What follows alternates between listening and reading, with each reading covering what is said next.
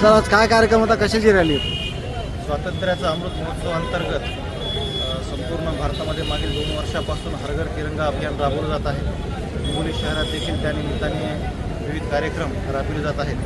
तर काल या निमित्ताने हिंगोली नगरपालिकेमार्फत तिरंगा रॅली काढण्यात आली होती आणि आज शहरामध्ये तिरंगा यात्रा नगरपालिकेमार्फत काढण्यात आलेली आहे. या यात्रेमध्ये नगरपालिकेचे सर्व कर्मचारी आणि नागरिक सहभागी झालेले आहेत. तर हर घर तिरंगा या अभियानाच्या अनुषंगाने मी सर्व नागरिकांना आवाहन करतो की त्यांनी दिनांक 13 ऑगस्ट ते 15 ऑगस्ट या दरम्यान आपल्या घरावर तिरंगा ध्वज फडकावा आणि या अभियानामध्ये सहभागी व्हावे.